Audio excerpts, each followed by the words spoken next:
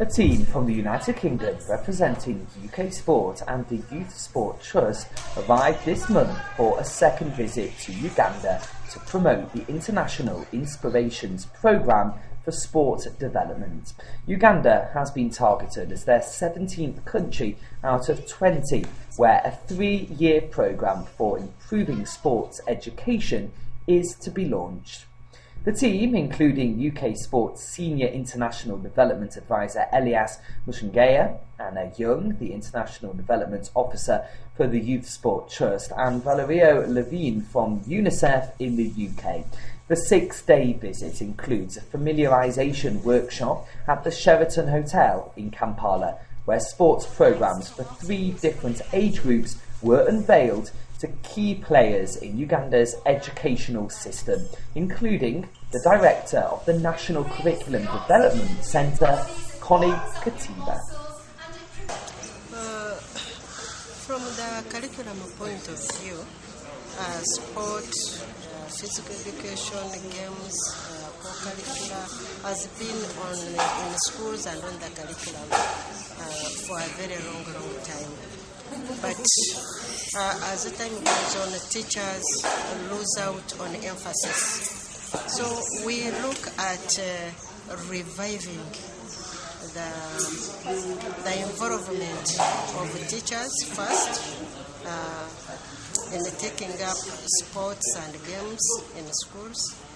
We are looking at involving young people, impacting on their health. We see a community which is healthier than it is now. We also see the youth better involved in their leisure time than wasting time, idling away time. So we see this sort of developmental community that we are aiming at developing. The Youth Sport Leadership Programme was the first programme to be introduced at the workshop. This is an initial youth sport leadership programme aimed at teenagers, allowing PE and sport to help develop teaching and learning methods for young sport leaders, both in school or community coaching. During this session, the importance of good teaching and examples of effective teaching methods were showcased. A local tutor training programme will allow local tutors to gain the skills to carry out courses with the young sport leaders. The International Inspirations Programme itself has been launched in direct response to Seb Coe's Singapore speech when London won the bid to host the Olympic Games next year. Coe talked about a legacy for the Olympics. The International Inspirations Programme has developed to provide a legacy to the Olympics by encouraging a higher level of sports education in countries around the world. The International Inspiration Foundation was established to deliver the bid promise to inspire young people around the world to choose sport. And also in attendance at the workshop was the president of the Uganda's National Olympic Committee, Roger Hans Kiyonga Dungu. It is part of our job, and with this program we shall be able to see how we can promote sports and PE in the youth program in schools.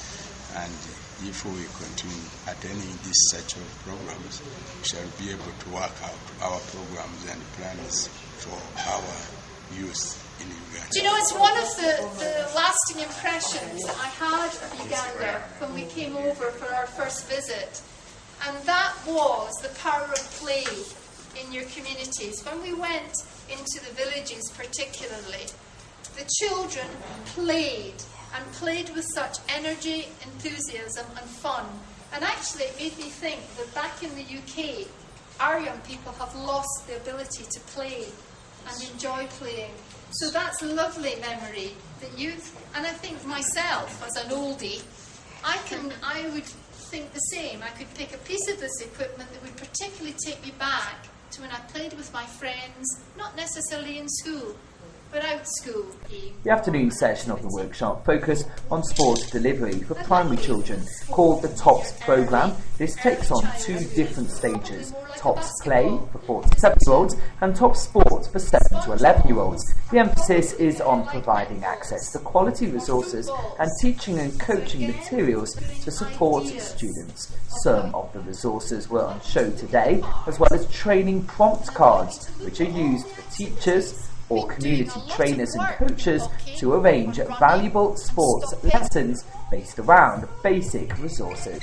The focus is, though, on flexibility as part of international inspirations. Rather than this programme being forced upon the Ugandan education system as a set-in-stone policy, instead it is a suggested set of ideas and approaches and resources which it is hoped can help work alongside other teaching methods for PE in Uganda. We did not bring a project to Uganda and say this is what we are going to deliver. Tomorrow will be the plan which is going to be designed by Ugandans to address specific needs or priorities in Uganda. We may have some ideas which we have shared with you, but we are not pushing you towards one direction. So tomorrow is planning time. We are looking at a 3-year plan tomorrow, and we hope by Friday there will be a draft plan which will be taken back by the principals that we are meeting tomorrow for further discussions within their ministries. If they are happy, they sign it off, and that's the plan we take to our board for approval. That's the process. Our hope is that plan would be approved on the 21st of June, and delivery can start in July.